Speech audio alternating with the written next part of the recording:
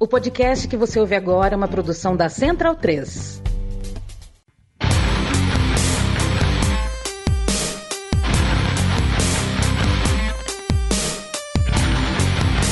Começa agora o Xadrez Verbal. Boa aurora, ouvintes do Repertório, meu nome é Felipe Figueiredo, estamos aqui no penúltimo programa da segunda temporada do Repertório. Hoje a gente vai bater um papo com o jornalista e documentarista e amigo pessoal meu e do Matias, Carlos Juliano Barros. Agradeço bastante ele que salvou o programa de hoje. Lembrando, se você tiver sugestões e principalmente contatos para convidados ou convidadas para a segunda temporada do Repertório, escreva no e-mail contato@xadrezverbal.com, certo? Esse programa vai ao ar na quarta-feira, dia 15 de dezembro, tá? E aí a gente vai ter o encerramento da temporada, a conversa com a convidada, né, de encerramento de temporada, dia 22 de dezembro, certo? Fechando a nossa segunda temporada. Tá? Foi um pouco mais de um mês com o Repertório toda semana. Tá? Agradeço muito a todos vocês que acreditam nesse projeto, que confiam nesse projeto e que divulgam, né, o nosso trabalho. E se você ainda não é inscrito nos feeds do Repertório, se inscreva. Se você for lá no site do Xadrez Verbal, os programas estarão separados pelas duas temporadas, né? Vocês podem ver exatamente quais são os convidados, tem lá uma pequena descrição da conversa, certo? Então, esse é o penúltimo Repertório do ano de 2021, tá? E sem mais delongas, vamos para o nosso papo com o Carlos Juliano Barros. Bem, caros ouvintes do Repertório, hoje a gente recebe o nosso querido Carlos Juliano Barros. Eu digo nosso querido porque ele é amigo meu e do Matias, amigo na vida pessoal também.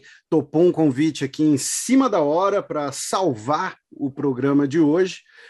Agradeço bastante. Ele que é jornalista, documentarista, né, diretor de documentários e também colunista do UOL. E aí, Caju, tudo bem? Muito obrigado e seja muito bem-vindo aqui ao Repertório, falar um pouco da sua carreira. Fala, Felipe, tudo bem, cara? Obrigado aí pelo convite, prazerzaço estar aqui com vocês. Vamos começar, então, do começo, né? A gente tem sempre muito ouvinte que está prestando vestibular, está prestando Enem, ainda mais nessa época do ano, né? Muita gente encerrando os estudos no colégio, começando o cursinho, e você é um cara que é formado tanto em jornalismo e depois se formou em geografia, ambos na USP, né? Então, conta um pouco como foi a sua escolha por fazer jornalismo, né? E depois também o que te motivou a estudar geografia, né, na graduação, além de poder continuar jogando bola na USP. Então, na verdade, só uma breve correção. Eu sou formado em jornalismo pela USP, aí na sequência eu entrei na Letras, no curso de Letras, fiz uns 4 anos, acabei não me formando, e aí eu fiz o mestrado na geografia. Então, na verdade... fica aqui a correção e peço desculpas pela péssima pesquisa, falha de memória. Então, na verdade, o mestrado é na geografia agrária. Mas, enfim, então vamos lá, para contextualizar um pouco da minha formação e da minha caminhada aí no mundo acadêmico, né? Na verdade, eu tenho algumas influências importantes aí. Acho que uma delas é da minha mãe, né? Porque minha mãe é professora da Faculdade de Letras, né? Da FEFELESH, da USP. Então, eu sempre, né, enfim, tive um pé aí na literatura, sempre gostei muito de escrever, né? Enfim, sempre gostei de atividades ligadas, né, a essas áreas. E aí, enfim, sempre tive facilidade para isso também, acho que, né, por conta dessa influência da minha mãe.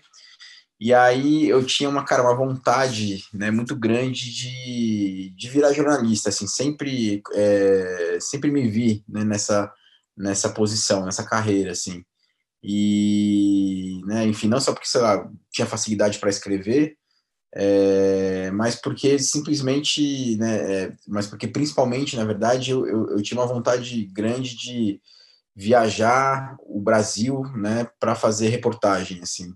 Então, sempre que eu vi essas matérias de lugares, né, que algumas pessoas chamam de Brasil profundo, né, é uma expressão da qual eu não gosto muito, mas enfim, é uma expressão consagrada, inclusive, nas redações de jornais, né, eu tinha essa vontade de poder fazer isso também, né.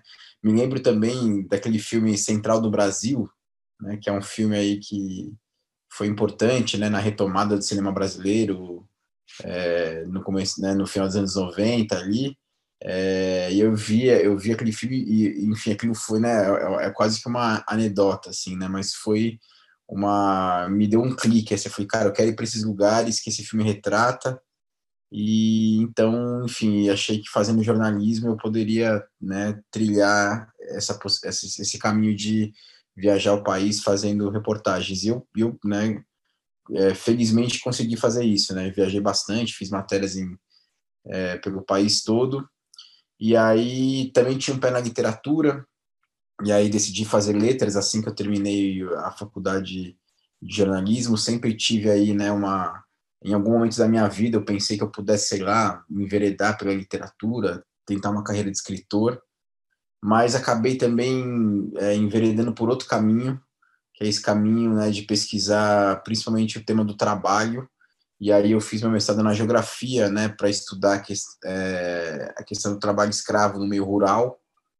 E aí, então, enfim, desisti da letras, acabei não me formando na letras, mas concluí o meu mestrado na geografia. Então, resumidamente, essa é a minha trajetória.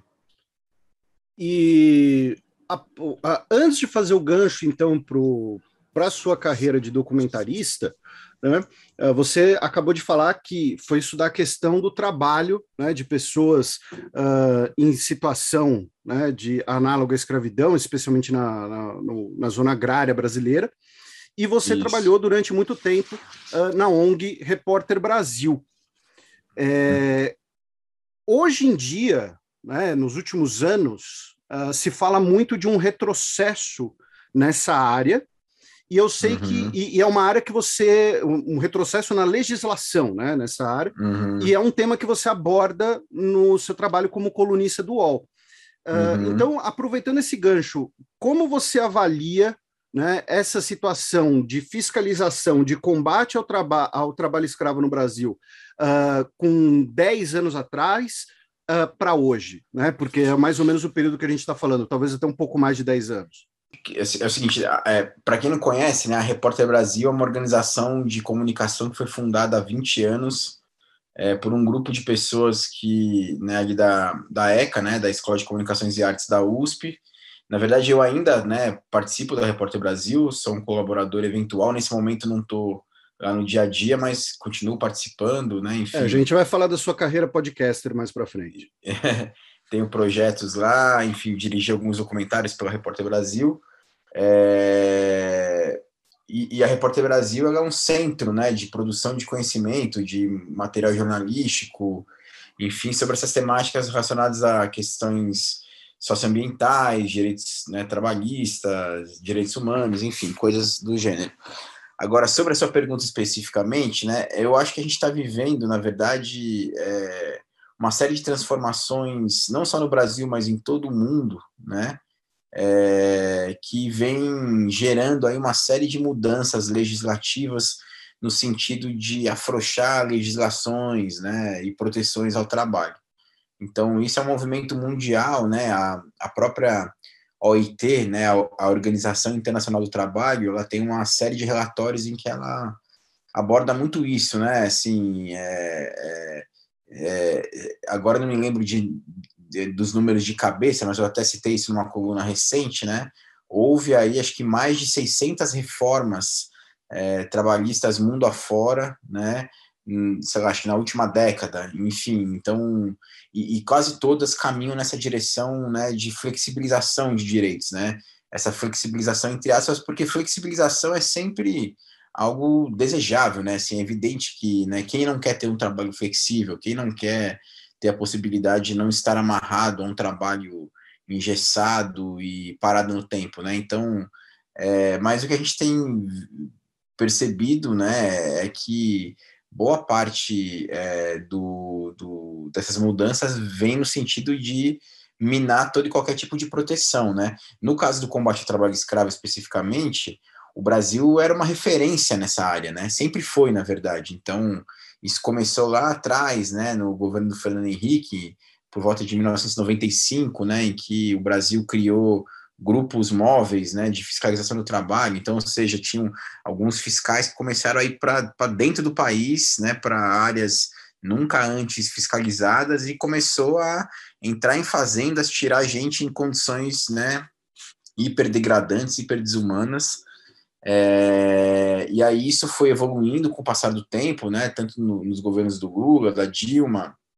O Brasil criou planos nacionais de erradicação do trabalho escravo, prevendo uma série de medidas, né? Enfim, então tinha a fiscalização ostensiva, né, de ir a campo mesmo para resgatar as pessoas da condição de trabalho escravo, mas tinha também outros instrumentos importantes, né? Por exemplo, a lista suja, que é uma lista que o Ministério do Trabalho publicava para poder, enfim, né, guiar o setor financeiro, por exemplo, né, impedir que orientar bancos, né, a não conceder crédito, por exemplo, a pessoas que constavam dessa lista.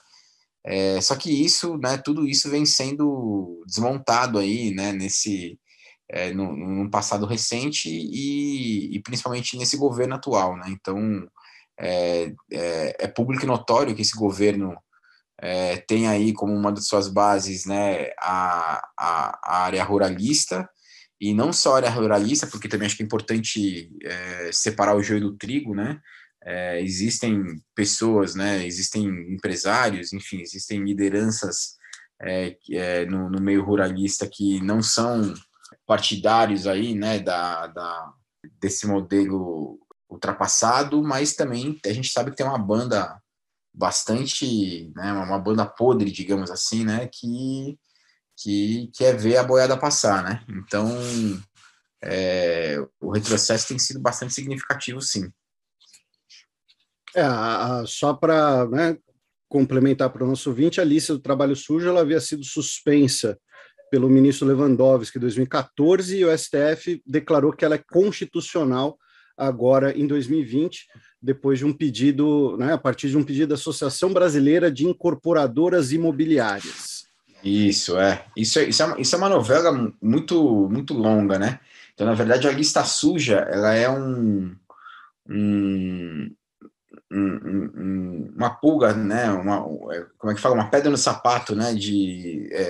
Dos maus empresários aí, enfim, não só do campo, mas nas cidades também, porque alguns deles argumentam que ela seria uma punição indevida e antecipada, né? Ou seja, a pessoa tem seu nome exposto e com isso ela perde direito, por exemplo, né? Ela perde a possibilidade de conseguir crédito em banco, né? E que isso seria uma punição desmedida a pessoas que sequer foram condenadas, né? Mas a lista suja é um instrumento do governo, né? Ou seja, do poder executivo, para tentar criar, né, algum tipo de sanção, né, enfim, a esses maus empregadores. E não é verdade que eles não têm direito de defesa, porque, enfim, corre um processo, não é um processo judicial, é um processo administrativo, né, um processo que corre dentro do Ministério do Trabalho, mas em que há, sim, né, contraditório, ou seja, a pessoa pode ir lá se posicionar, enfim. E uma outra frente de batalha muito importante também, né, aí é a mudança do conceito do trabalho escravo, né? Então, hoje o trabalho escravo, né, o trabalho análogo ao do escravo, ele está definido no artigo 149 do Código Penal, né? E ele prevê lá ele prevê basicamente 4 grandes estruturas, né? 4 grandes definições para se considerar o trabalho, né, como análogo ao do escravo, né? Então, trabalho forçado, jornadas exaustivas, condições degradantes, né? Dívidas ilegais, e há uma tentativa, né, de se mudar o conceito para se restringir cada vez mais e tentar justamente impedir, né, que algumas situações de flagrante desrespeito à dignidade humana sejam taxadas como trabalho escravo. Então, enfim, isso é algo também que está aí na ordem do dia, né? É um desejo antigo aí dessa banda mais atrasada do setor ruralista brasileiro para tentar mudar o código, né, a definição do que é trabalho escravo no país. E a partir desse seu trabalho, né, tem, né, a conexão, né, desse seu trabalho com o seu primeiro documentário, que é o documentário Carne e Osso, de 2011, é carne, vírgula, osso, tá, gente? Quem estiver nos ouvindo, né? Carne e osso, carne e osso, e que foi um documentário que ganhou prêmios na época, foi exibido no festival É Tudo Verdade, foi exibido no Festival de Gramado, e foi o seu, né, o seu já cartão de visitas nesse mundo, co-dirigido com o Caio Cavecchini. Aí são duas perguntas. A primeira, como foi o processo de se tornar um documentarista, né? Porque foi o seguinte, você acordou um dia e pensou, putz, vou fazer um documentário, quero fazer um documentário, ou alguém te convidou, enfim, foi algo que nunca tinha passado. E como foi produzir esse documentário, né, que fala do trabalho de trabalhadores de frigoríficos, né, na cadeia produtiva ali, e fala né, muito da repetição do trabalho, das lesões devido a esse trabalho, diz respeito à legislação trabalhista. Então, assim, como foi se tornar um documentarista e quais foram os desafios para produzir esse documentário? Bacana. Então, como eu disse lá no começo, né, originalmente eu entrei para o jornalismo porque eu gostava de escrever, né? Então, em algum momento da minha vida, eu até cogitei a possibilidade, né, como eu falei, de ter uma carreira de escritor. Então, mas sempre gostei muito de cinema também, evidentemente, né? Mas assim, mais como um apreciador do que como um profissional, digamos assim. Eu nunca me imaginei, né, a priori trabalhar com cinema, enfim, com esse mundo audiovisual, né, como se diz hoje em dia. Mas, enfim, as coisas foram acontecendo e eu acabei enveredando também por esse caminho aí dos documentários, né?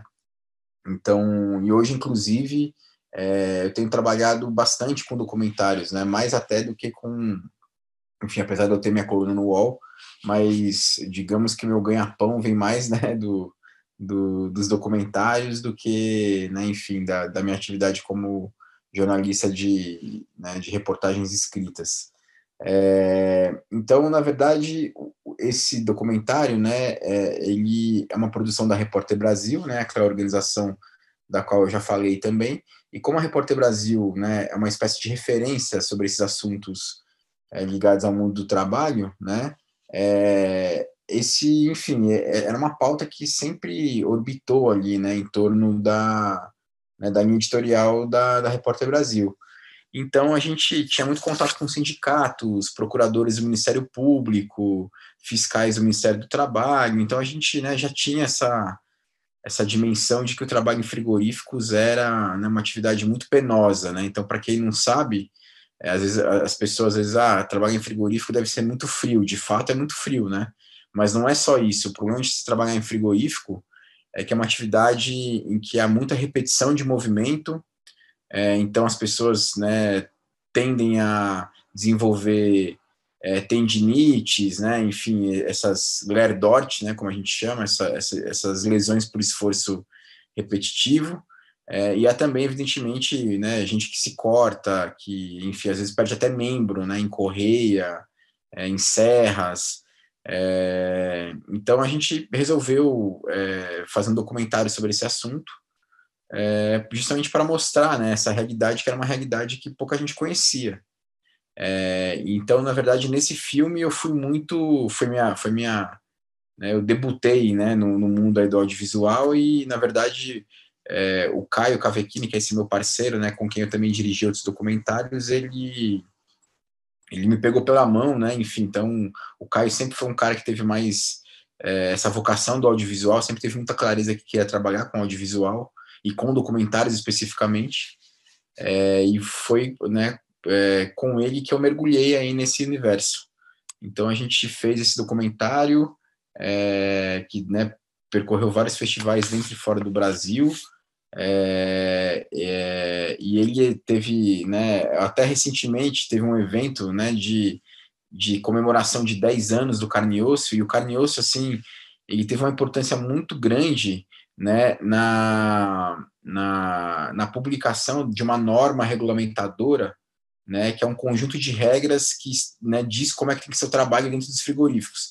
Essa era uma bandeira antiga, né, dos sindicatos, do Ministério Público, mas que não tinha tanto apelo, né, porque, enfim, era um assunto varrido para debaixo do tapete.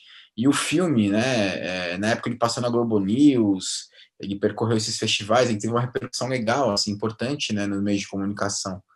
E isso sensibilizou também, né, enfim, autoridades, os próprios né, empresários, né, enfim, e isso acelerou de alguma forma a publicação dessa norma regulamentadora dos frigoríficos, que inclusive agora o governo está querendo revisar, né? O governo está querendo revisar com apoio, evidentemente, também das empresas.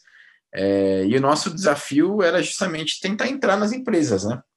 E mostrar um ambiente de trabalho sem maquiagem, né? Porque é óbvio que se a gente entrasse lá de uma maneira combinada, previamente avisada, né, enfim, poderia ocorrer ali uma maquiagem, né, assim, do ritmo, né, das condições de trabalho. Então a gente precisava, né, ter essa denúncia fresca mesmo. E acho que a gente teve sucesso aí nessa empreitada. E desse documentário, né, você falou muito da questão das pautas sobre trabalho, né? E você tem um outro documentário que a gente vai falar sobre ele, que é o Gig, a uberização do trabalho. Porém, você tem dois trabalhos que são mais ligados a questões sociais e ambientais, que é o Jaci, Sete Pecados de uma Obra Amazônica, e o Não Respire Contém Amianto, que nesse caso, inclusive, é muito curioso. Se você entrar na página do documentário no IMDb, ele apresenta o título em inglês primeiro, mostrando que ele foi exibido, né? Não que os outros não sejam, mas que tem essa marca internacional, até porque essa questão da discussão sobre o ambiente, sobre questões ambientais. Como você foi parar nessas pautas de questões ambientais? E, novamente, quais foram os desafios de fazer um documentário sobre uma grande obra na Amazônia? E assim, né, eu sou de São Paulo, como você, então a gente sempre lê coisas como empresas empregando jagunços para afastar ativistas ou pesquisadores ou jornalistas nessas regiões. Então, como foi estudar essas questões mais ambientais e, no caso específico do Jaci, os desafios dessa produção? Então, esses 3 filmes que você citou aí, né, o Jaci, o Não Respire Contém Amianto e o Gig, também são documentários, né, que a gente fez pela Repórter Brasil, né, porque a Repórter Brasil tem essa linha editorial aí, né, ligada a questões socioambientais, questões trabalhistas, então os filmes sempre tentam, né, dar um panorama amplo aí dos impactos, né, sejam eles sobre as pessoas, sejam eles sobre o meio ambiente. No caso específico do Jaci, né, essa história começou, esse filme também foi dirigido, né, uma parceria feita entre mim e o Caio. E essa história começou quando o Caio foi para lá, né, por conta de um outro trabalho, cobrir, né, umas greves que aconteceram lá em 2012. E foram umas greves históricas, né, porque o pessoal, enfim, se revoltou com as condições de trabalho. Para quem não sabe, né, só dando um passo atrás, né, o Jaci, ele basicamente... Fique completamente à vontade. Isso, o Jaci, ele é um documentário, né, que fala sobre os impactos sociais e ambientais da construção de uma hidrelétrica, né, lá no Rio Madeira, em Rondônia, a hidrelétrica de Jirau. Na verdade, ali havia 2 hidrelétricas, né, muito próximas uma da outra, a Jirau e Santo Antônio, e foram 2 obras, né, do PAC, aquele Programa de Aceleração do Crescimento né, dos governos do PT. E era uma loucura, assim, né, porque imagina que eram, né, lugares, assim, né, isolados, recônditos, né, enfim, no meio da Amazônia, com, né, uma população bastante acanhada, assim, né, e vilarejos, e de repente, do dia para a noite chegam 20 mil trabalhadores, né? Então é evidente que isso gera um impacto absurdo, né, sobre a região. Então, na verdade, Jaci é o nome do povoado, né, que recebeu aí, virou o centro, né, o centro do convívio social desses operários que chegaram lá, havia evidentemente outros povoados, mas Jaci era o mais representativo deles, né? Então, imagino que quer chegar a 20 mil pessoas, né, num lugar assim, sem qualquer tipo de infraestrutura, e que não foi preparado para receber essas pessoas. Então, assim, é um documentário que eu acho que ele é bem interessante, porque ele pega uma série de questões, assim. Então, a gente pega, por exemplo, desde do pessoal se revoltando e colocando fogo nos alojamentos, né, das obras em protesto, né, pelas condições de trabalho, pelo salário que eles não achavam que era o mais justo, né? Mas também, sei lá, a gente pegou lá uma cheia histórica, né? Uma enchente histórica que botou Jaci debaixo d'água, e muita gente dizia que tinha a ver com as barragens. Evidentemente que as empreiteiras que construíam a barragem negavam, dizia que era um fenômeno da natureza.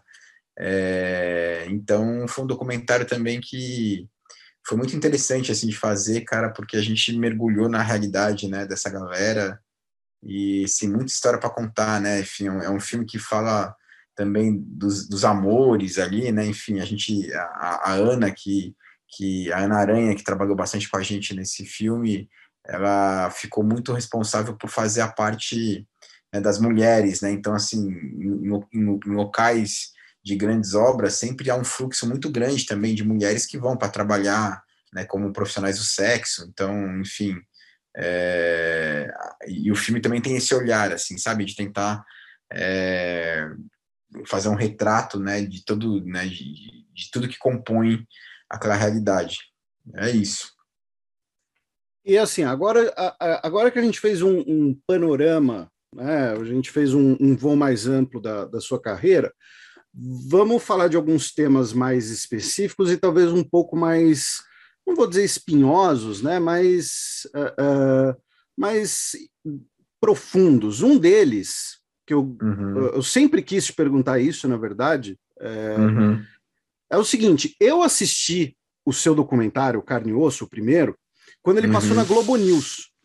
Isso. Né? Uhum, E eu lembro que a repercussão na época foi bastante grande, bastante gente assistiu o seu documentário na Globo News, uhum, além dos festivais de cinema e tudo mais. Aí eu queria te uhum, perguntar como é a relação entre você produzir um documentário de maneira independente, produzir um documentário uhum, crítico, e uhum, ele passar na maior, né, no braço a cabo da maior emissora do Brasil. Teve alguma tanto repercussão negativa por parte de produtores independentes, do tipo falar, lá os caras se venderam, estou passando na Globo, uhum. e também teve alguma pressão por conta de grandes empresas, de grandes produtoras, falando, olha, né, vocês quiser, a gente gosta do trabalho de vocês, mas vocês têm que falar de uns temas mais leves, alguma coisa assim. Enfim, Uhum. qual a relação entre esse mundo do independente e da maior produtora brasileira? Sim. Não, cara, é uma ótima pergunta. E, na verdade, assim, eu acho que é só coisa positiva, né? Enfim, por vários motivos. Assim, em primeiro lugar, a gente não teve qualquer tipo de interferência, né, de ingerência no conteúdo do filme. Então, né, enfim, o filme foi ao ar da forma como ele foi produzido, de forma independente. O que só comprova, né, na minha, né, visão, que o filme é sério, um trabalho jornalístico bem feito, uma denúncia com substância, que não é panfletária, que é bem embasada, né, enfim, que procura dar direito também ao contraditório. Enfim, a gente fez a lição de casa ali do bom jornalismo, né, ou seja, de pesquisar a fundo, de ter um acesso exclusivo a um tema espinhoso e de tentar aprofundar isso, né, da melhor maneira possível. Então, eu acho assim, é possível fazer um filme incisivo, de crítica social, sem ser panfletário, né? Eu acho que há uma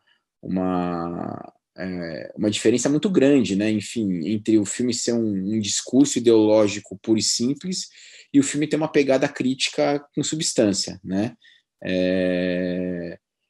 Então, isso é uma primeira questão. A segunda questão é o seguinte: né, em grandes players, né? Hoje, né? Enfim, a situação já mudou bastante, né? Quando o Carne e Osso foi lançado, né? E foi para a Globo News, era de fato, né? Enfim, o suprassumo, digamos assim, né? Em termos de divulgação. Hoje, né, o mercado mudou demais. A gente tem esses streamings todos, né, Netflix, Amazon Prime, HBO, enfim. Hoje a realidade é bastante diferente. Mas, assim, quando você faz um trabalho, acho que é interessante também você ter repercussão, né? E a repercussão pode também vir de diversas maneiras. A primeira é a audiência, né? Ou seja, você conseguir chegar ao maior número de pessoas possível. Isso já é uma coisa muito interessante. E o segundo também é você ter uma repercussão que é um pouco mais qualificada, digamos assim, né? Atingir determinados públicos que de fato têm poder para intervir naquela realidade. Então, vou dar um exemplo muito claro.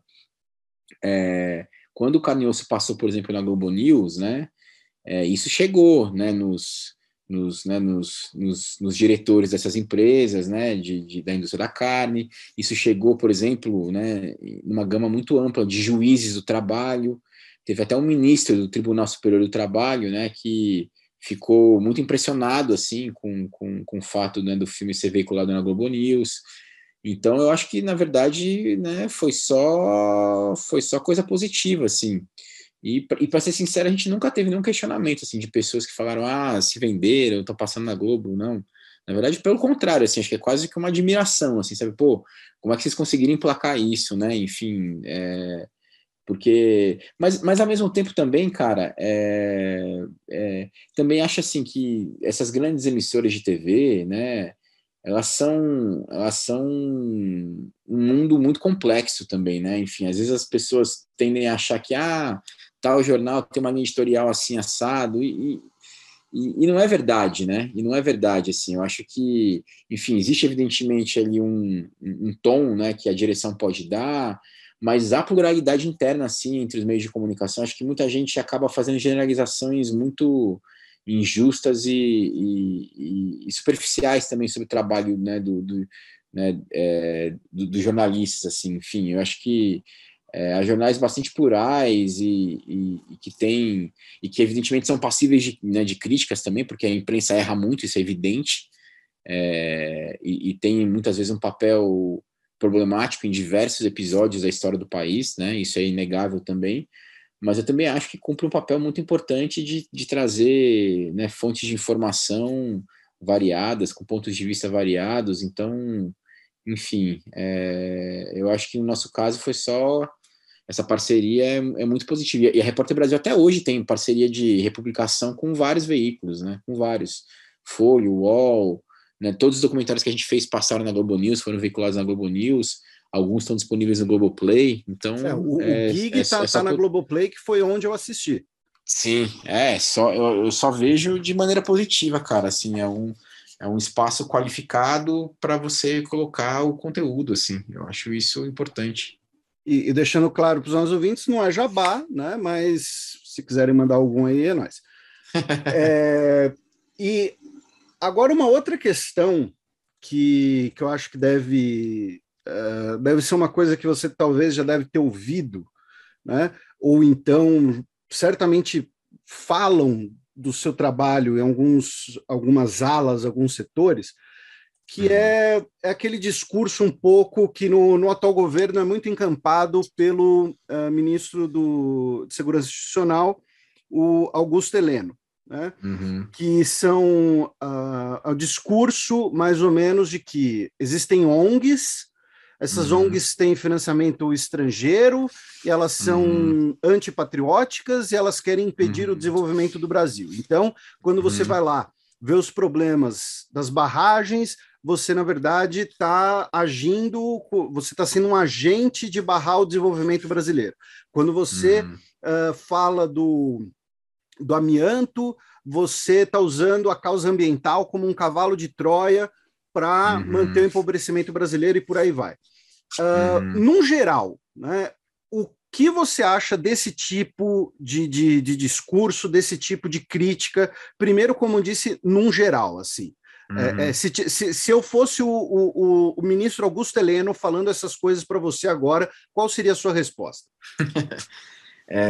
De fato, cara, essa é uma paranoia que ronda, né, esse discurso patriótico, nacionalista, que é típico, né, de uma ala aí mais conservadora, né, dos militares brasileiros, e que existe há muito tempo, né? Enfim, isso não é novidade, né? Esse discurso ele está aí há décadas. Então, porque esse discurso, né, ufanista, nacionalista, ele evidentemente serve para atiçar a base, né, dos simpatizantes aí do governo. Cara, esse é um discurso, na minha modesta opinião, totalmente parado no tempo, assim, que né, basicamente uma teoria da conspiração, assim, né? Como se como se existisse ali, né, inclusive, né, enfim, faz parte também do repertório, né, dessa turma mais conservadora que hoje, inclusive, está aí no governo, né? Essa afeição a essas teorias conspiratórias, né? Então, eles gostam disso, eles adoram isso. Enfim, de fato, há articulações internacionais, né, para a defesa do meio ambiente, para a defesa né, dos direitos humanos, direitos trabalhistas, né? Assim como essa direita também se organiza. Por exemplo, a gente teve aí muito recentemente aquele CEPAC, né, aquele congresso conservador que o filho do presidente organizou lá em Brasília com lideranças conservadoras do mundo inteiro, né? Enfim, isso existe também desde que o mundo é mundo. As pessoas que têm interesses elas se juntam para defender suas causas, né? A esquerda e a direita, e isso é totalmente legítimo. E é evidente também que é natural também, né, que essas organizações consigam recursos para se bancar, né? A questão é a licitude disso tudo, né? Então, enfim, é muito curioso, assim, porque boa parte dessas principais organizações, essas ONGs brasileiras, né, enfim, e eu cito a Repórter Brasil entre elas, todas elas são absolutamente sérias e têm aí uma série de mecanismos, inclusive de auditoria de contas, né? Porque isso, inclusive, é exigência de financiadores. Então, é uma loucura, assim, né? Enfim, isso é apenas uma teoria da conspiração para tentar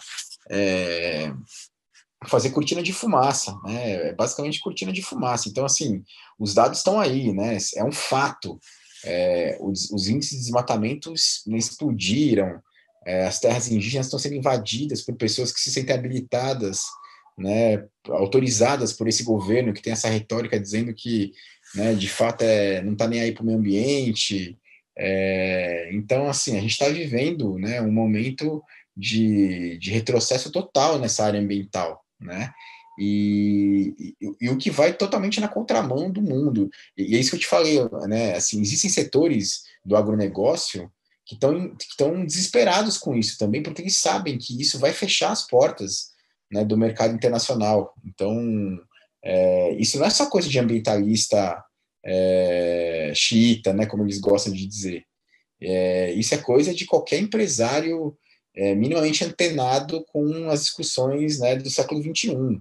Então, agora está muito na moda, né, esse tema aí né, de ESG, né, essa governança corporativa para questões de sustentabilidade, né, esses princípios básicos de sustentabilidade. Então, assim, sinto muito, General Heleno, não são as ONGs brasileiras que estão tirando o mercado, os principais fundos de investimento do mundo, né, BlackRock, enfim, qualquer fundo de investimento aí grande, eles estão cada vez mais ligados a isso e fazendo filtros, né, muito fortes assim para saber quem que eles estão financiando. Então é isso, pô, se se é uma empresa que, né, um setor de um país que usa trabalho infantil, que devasta o meio ambiente, eles não querem botar o dinheiro deles nisso, né? Enfim, é um movimento que vem, inclusive, da própria iniciativa privada, né?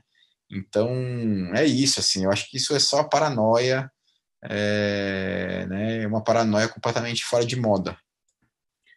E aí, né, ainda, né, você falou agora, né, que a direita também vai se articular.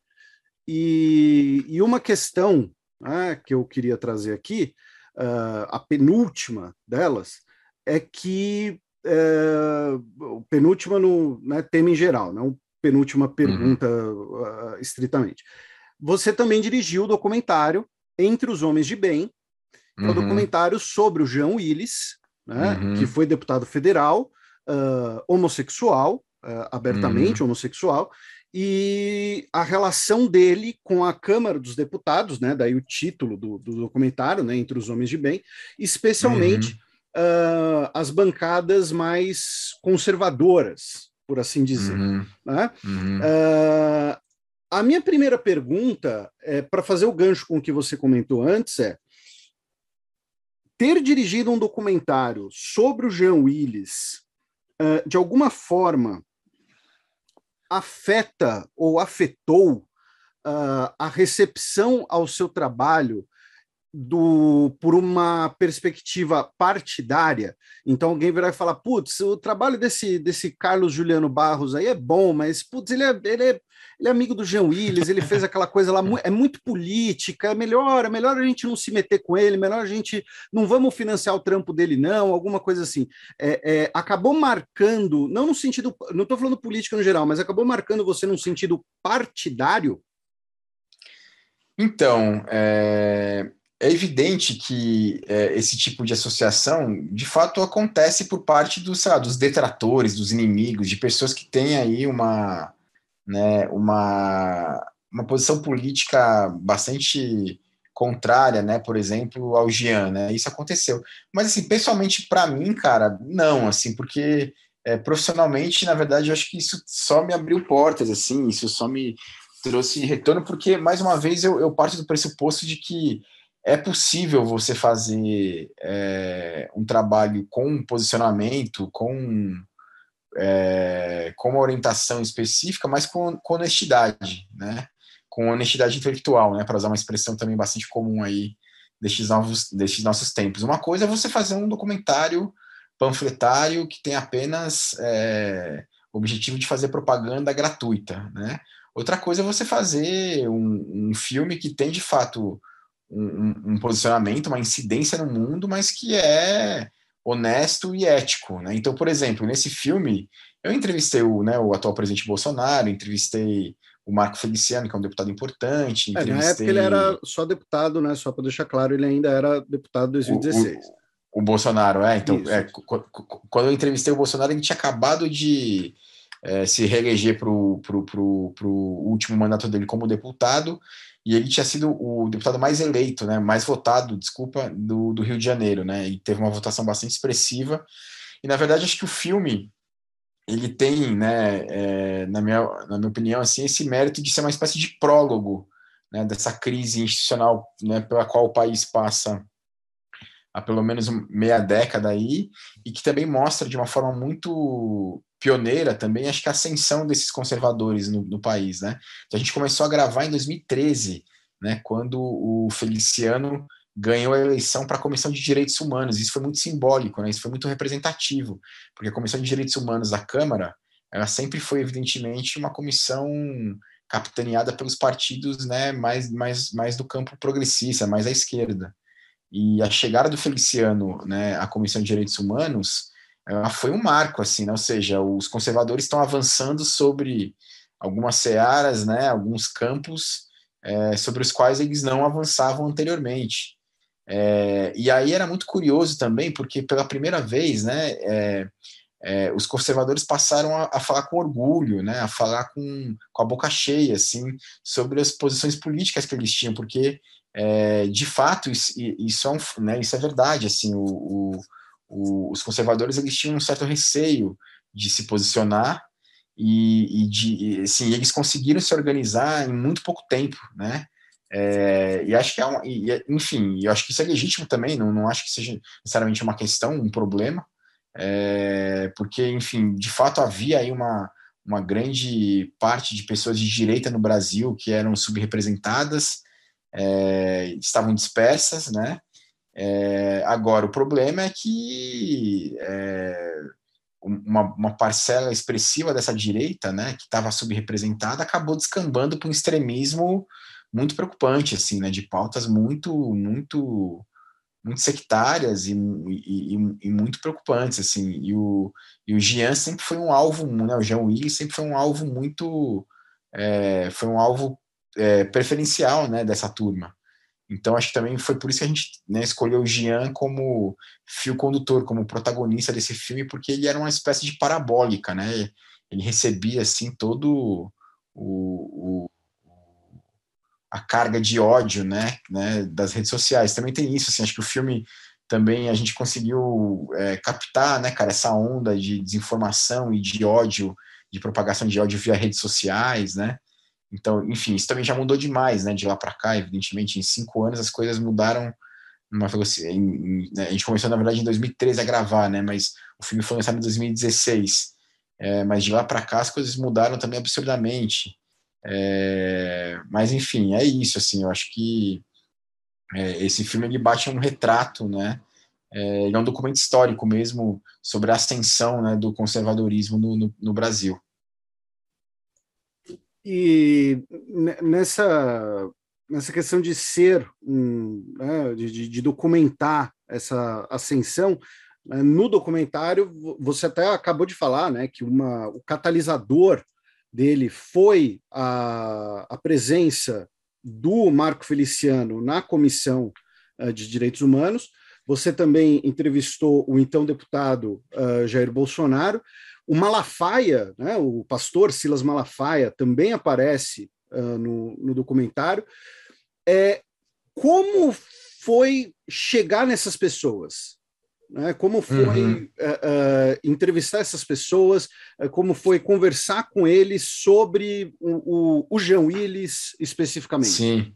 Então, cara, essa é uma ótima pergunta que nos foi feita muitas vezes, né, nos vários debates, né, dos quais a gente participou. Peço desculpas pela falta de criatividade. Não,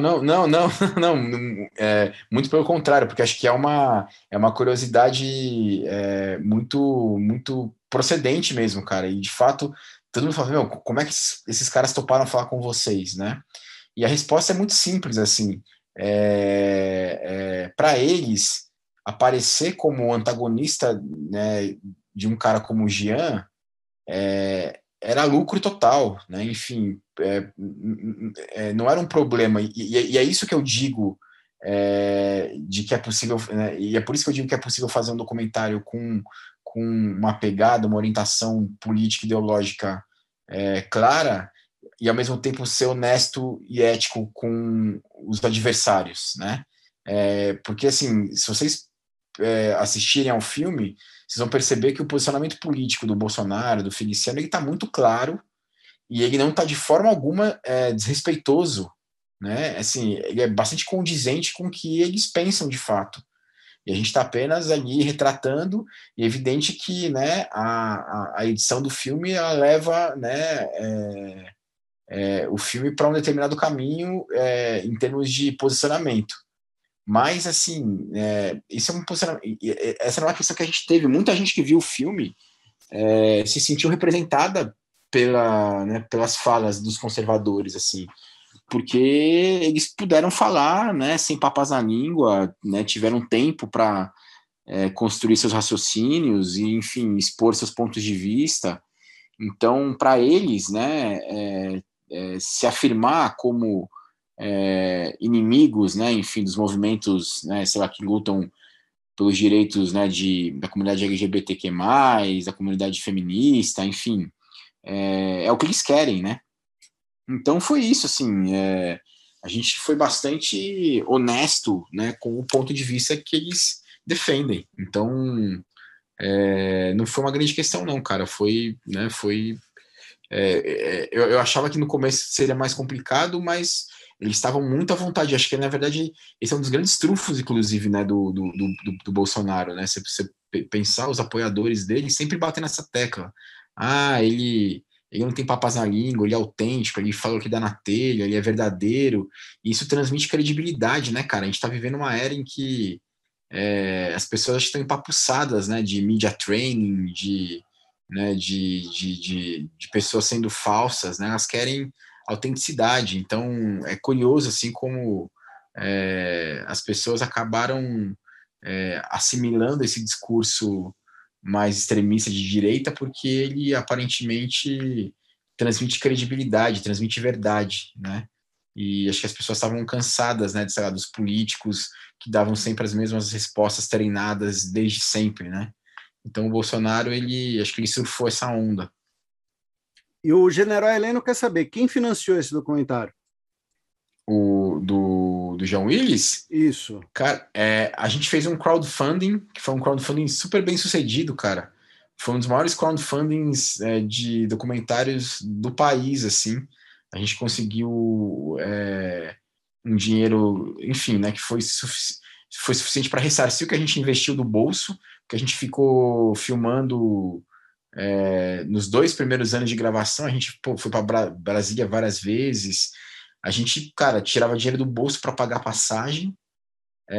O nosso câmera, né, o diretor de fotografia, o Cauê Angeli, né, que virou um grande amigo depois desse filme, entrou nesse projeto, cara, assim, né, com equipamento próprio, para receber depois, no final das contas, assim, foi um cara que, foi, né, se não fosse ele, esse filme jamais teria acontecido, com a qualidade que aconteceu. E aí a gente conseguiu depois fazer um crowdfunding e também conseguiu coprodução do Canal Brasil. Então a gente conseguiu montou um orçamento, assim, que é um orçamento que está longe de ser um orçamento milionário, um orçamento de superprodução, mas que conseguiu ressarcir o que a gente investiu e pagar as pessoas que ajudaram a gente a fazer o filme, né? Então, sei lá, o pessoal que fez tratamento de cor, tratamento de áudio, arte, enfim, foi isso. E entrando na nossa seara final, o seu último documentário, último não, né, mais recente documentário, foi o Gig, a uberização do trabalho, né, que fala sobre, né, gig é uma expressão, né, usada nos Estados Unidos mais ou menos como o bico no Brasil, né? Uhum. E por uma coincidência, né, bizarra, pouco tempo depois que ele saiu, veio uma pandemia em que nós tivemos um monte de gente em teletrabalho, tivemos muita gente perdendo postos de trabalho, tivemos o crescimento desses setores de bicos, né? Então a pessoa que trabalhava no comércio, o comércio fechou, ela foi trabalhar como entregador, por exemplo, né? Então, primeiro, eu queria que você falasse um pouco do documentário especificamente, do Gig, o que motivou você a produzi-lo e o que você aborda no documentário.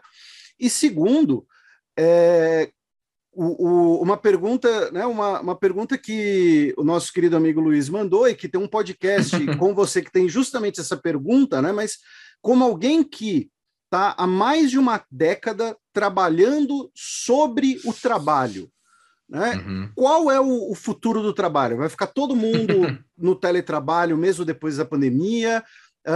Os robôs que vão fazer todo o trabalho braçal? Enfim, a gente tem um futuro cyberpunk pela frente, mas qual é? Então, assim, o que motivou você a fazer o Gig e os efeitos da pandemia, que eu tenho certeza que você está fazendo algum projeto em relação a isso. Eu não perguntei antes, mas eu tenho certeza. Bacana. Então, o Gig, cara, é mais um documentário que a gente fez pela Repórter Brasil, né? Justamente por essa pegada de falar sobre questões relacionadas ao mundo do trabalho. E a gente começou a fazer o Gig, cara, muito antes dessa história, né, dos efeitos da uberização estourar. Então a gente começou a fazer o Gig, a filmar o Gig em 2017, quando essas plataformas, né, ainda eram vistas né, de uma forma muito positiva aqui no país, né? Então, porque acho que todo mundo se recorda, né, quando, sei lá, a Uber começou, né, a recrutar a gente para trabalhar, tinha uma galera que ganhava muito, uma grana boa, assim, né? Ganhando, sei lá, 5, 6, 7, 8 pau por mês. A mesma coisa com os motoboys, né? Os motoboys que aderiram aos primeiros aplicativos, né, eles ganhavam bem, né? Porque, enfim, faz parte da dinâmica desses aplicativos, né? Todos eles né, são financiados aí por fundos de investimento que dão a eles, né, um caixa, né, uma bala na agulha para eles queimarem. E é por isso, assim, né, que na verdade até hoje acontece isso, né? Assim, tem promoção para o consumidor final e tem incentivo para o trabalhador, né? A questão é que com o passar do tempo, enfim, né, o negócio precisa começar a ter um equilíbrio mínimo e aí, enfim, né, a remuneração do trabalhador começa a cair, a promoção para o cliente final já começa a escassear, os preços aumentam, e é mais ou menos o que a gente está vivendo hoje, né? Assim, isso tem muita notícia, né, sobre esse assunto, inclusive, né? Assim, que as pessoas não conseguem mais achar Uber na rua, que, né, os motoristas estão desistindo, que hoje, por exemplo, o preço do táxi do Uber já está mais ou menos parelho, né? Enfim. E aí acho que a categoria uberizada por excelência virou a dos entregadores, né? Então, quando a gente começou a fazer o filme, por exemplo, não existiam os entregadores de bicicleta. Olha que curioso, né? A gente começou a fazer o filme, né, era basicamente os motoboys. Aí, né, o filme demorou mais ou menos um ano e meio para ser feito, né? A gente foi entrevistando uma série de pessoas, aí que os entregadores de bicicleta começaram a aparecer, né? Que essa galera que sai para trabalhar, assim, de chinelo, né? Tem muito adolescente trabalhando, né? O que é uma doideira, assim. Acho que se você anda pela Paulista, pelo centro de São Paulo, você vê, né, um monte de moleque de 16 anos de idade, enfim, fazendo entrega, né, o que evidentemente é proibido, né, os aplicativos vão dizer que não admitem isso, mas eles também não têm nenhum tipo de controle. Então, assim, a gente vê moleque aí fazendo entrega e essa bagunça que virou, né? Mas, enfim, eu acho que, na verdade, o que mais me interessa nessa discussão, para além, das questões trabalhistas em si, né, do cotidiano de trabalho dessas pessoas, como eu posso dizer, o retrato mais amplo dessa história, né? Qual é o modelo de sociedade que isso, né, gera, que isso propõe, né? Então, assim,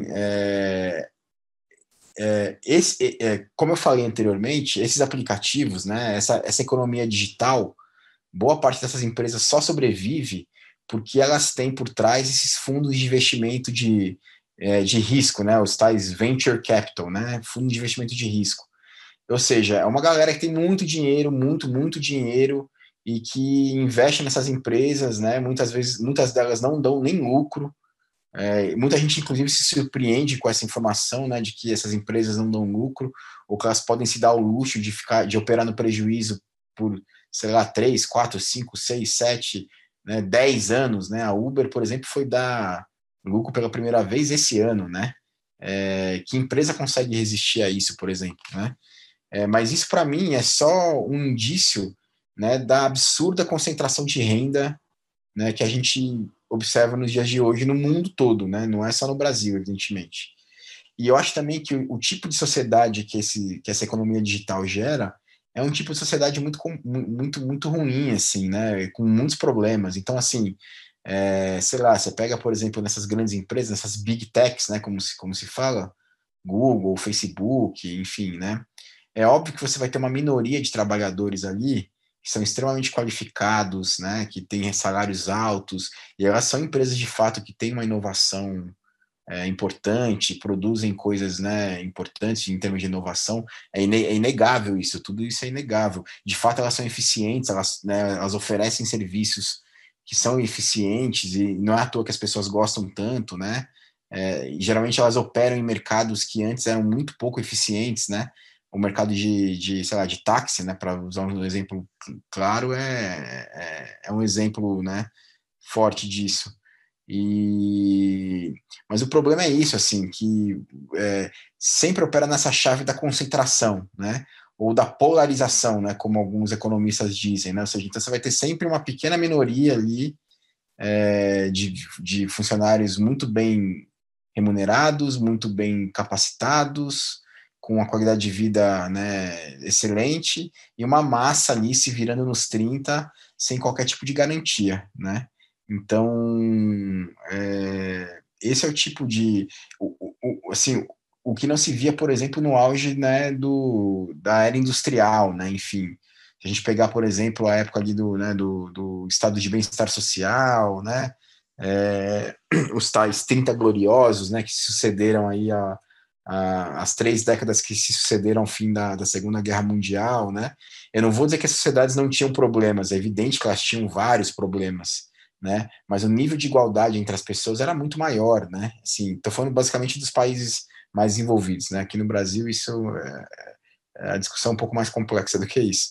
Mas meu ponto é que o tipo de modelo, né, de sociedade que essa economia digital propõe me parece um modelo muito perigoso, muito ruim, né?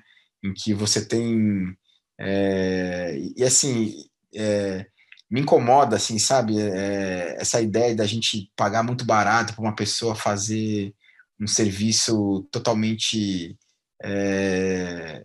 precarizado, assim. Parece que a gente não está nem aí para ninguém, né?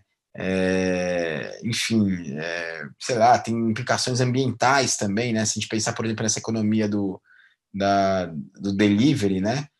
Imagina a quantidade de embalagem que, né, vem sendo gerada, qual que é a destinação disso, enfim, tem tantos poréns, tem tantos nós a serem desamarrados, que ao fim e ao cabo eu não sei se de fato isso é uma boa ideia, assim, sabe, para onde as coisas evoluíram, né?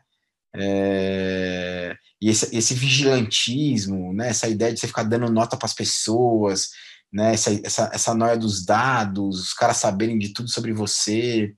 Então, O óbvio crédito que... social, né, está sendo Exato, introduzido. exato.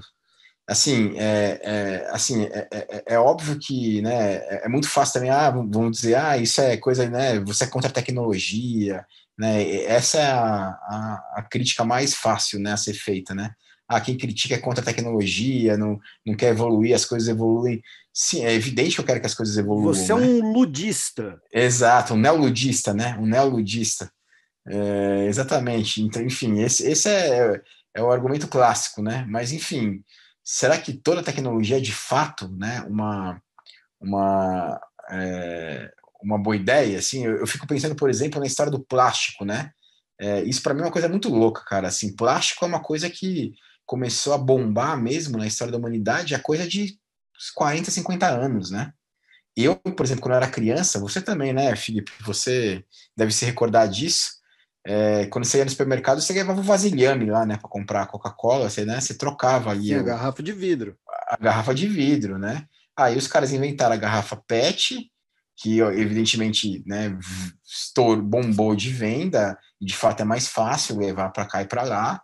Só que isso gerou um desastre ambiental sem precedentes, né, cara? Assim, de baleia comendo e morrendo engasgada por comer plástico, né? Sei lá, baleia não, é tartaruga, enfim.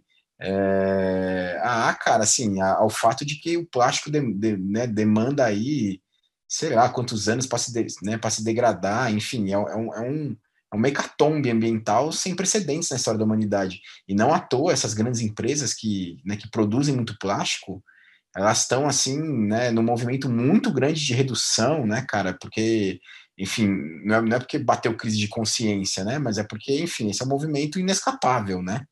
Então, o negócio chegou no colapso, assim, então a gente vai ter que... E é isso, assim, eu fico pensando que a história do vasilhame sempre funcionou muito bem, cara. E, de repente, a gente, né, inventou uma parada aí que bombou de venda, mas, assim, gerou um colapso ambiental absurdo, assim. Então, enfim, esse é um exemplo, né, prosaico aí para a gente também entender que não necessariamente uma inovação tecnológica é sempre positiva, né? A gente também tem que... A gente pode tentar, né, melhorar essas inovações também, né? Então, enfim, acho que é o que está acontecendo também agora.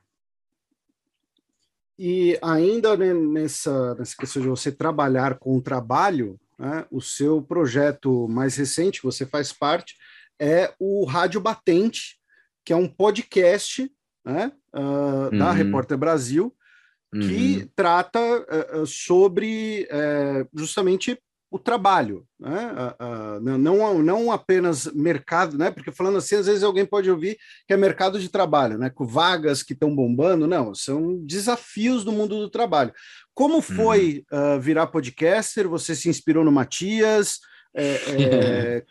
Como foi a entrada aí nesse mundo e o que você tem achado dessa produção? E agora, né, podcast, depois que a Globo entrou no mercado de podcast, o mercado de podcast cresceu muito no Brasil. Eu brinco que antes da Globo eu tinha que explicar para todo mundo o que era um podcast. Depois a Globo não precisa mais explicar. Então, como foi entrar, né, nessa brincadeira? Bom, cara, enfim, né? Tô falando aí com um dos papas do podcast do país, né? Então. É um exagero, mas tudo bem, eu vou aceitar.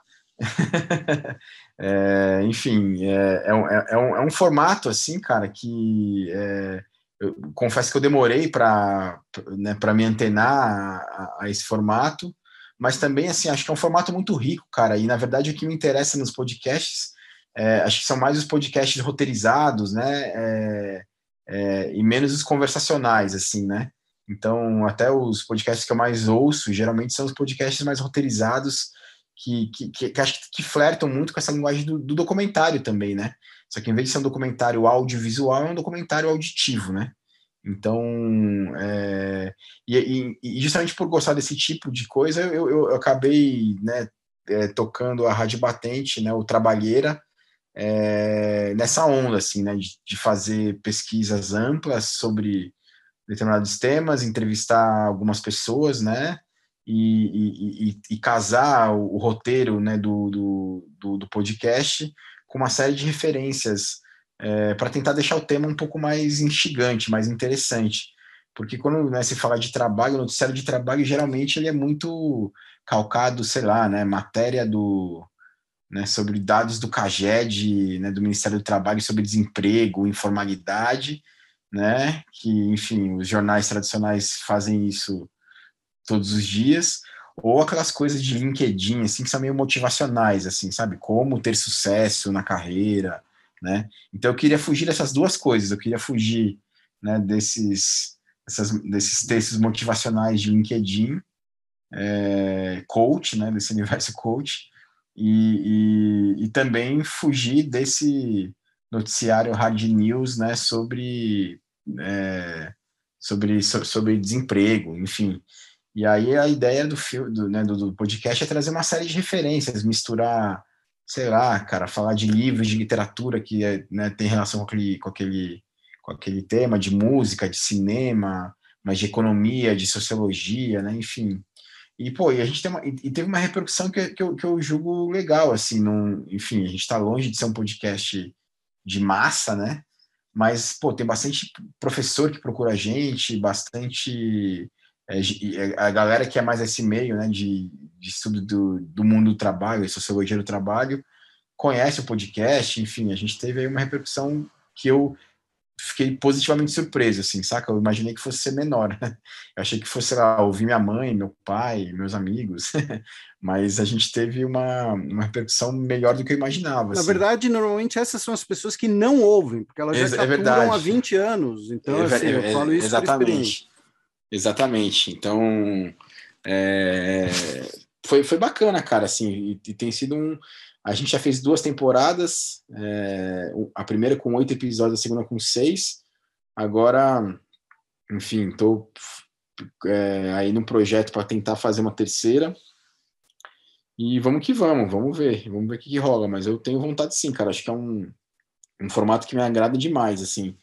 E que, cara, tá crescendo muito no Brasil. E acho que, pô, vocês, né, galera da Central 3 aí, né, vocês são pioneiros nisso também. Tem um papel muito importante na divulgação disso, cara. Então, enfim, estou falando isso, né, sem querer babar ovo aqui gratuitamente, estou só falando a verdade, assim, e com muita competência e muito trabalho que vocês tiveram também, né.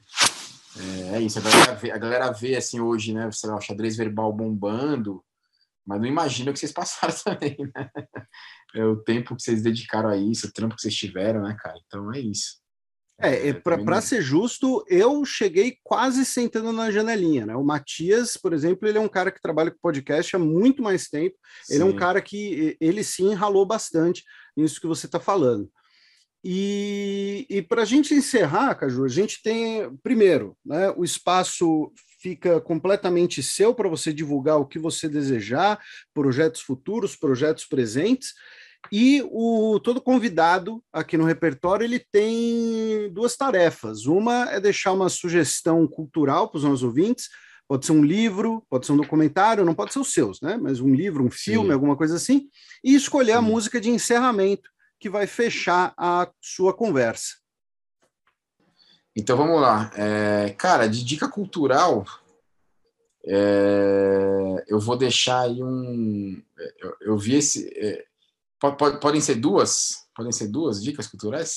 Pode ser quantas você quiser. Eu vou deixar. Então, foram dois bons documentários que eu vi recentemente, que não são meus. Na verdade, são documentários do nível muito alto e que eu recomendo.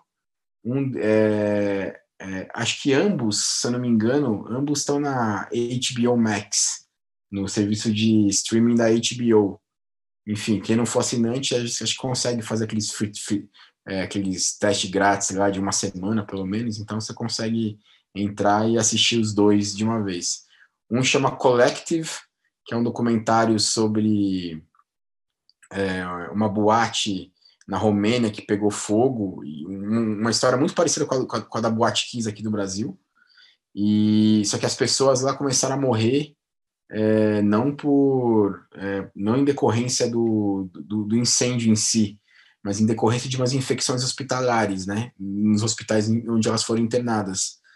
E aí um grupo de jornalistas descobre, na verdade, que, né, esses hospitais eles estavam gerando essas mortes porque os fornecedores, né, dos desinfetantes estavam, enfim, mexendo ali, né, diluindo os desinfetantes e virou assim um grande caso, né, da política local. Lá caiu o ministro da saúde por causa disso. Enfim, é um documentário muito bem feito mesmo. Concorreu ao Oscar de melhor documentário e melhor filme estrangeiro.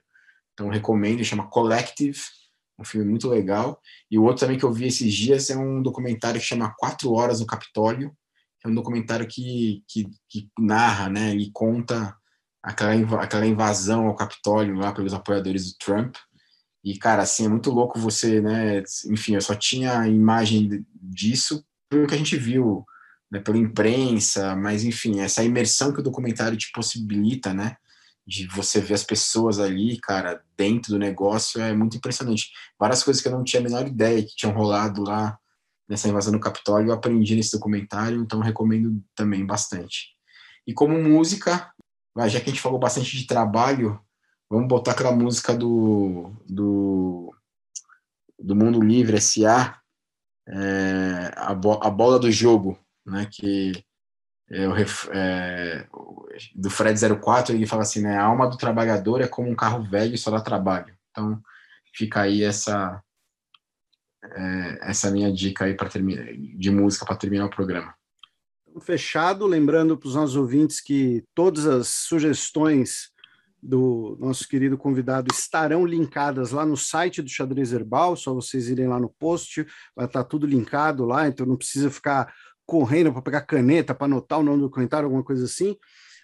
Caju, novamente, muitíssimo obrigado pelo seu tempo, por ter topado aí em cima da hora, ter salvado o programa que vai ao ar daqui a pouco, inclusive, e muito sucesso na sua carreira, e sempre que quiser precisar, o espaço aqui, as portas estarão sempre abertas.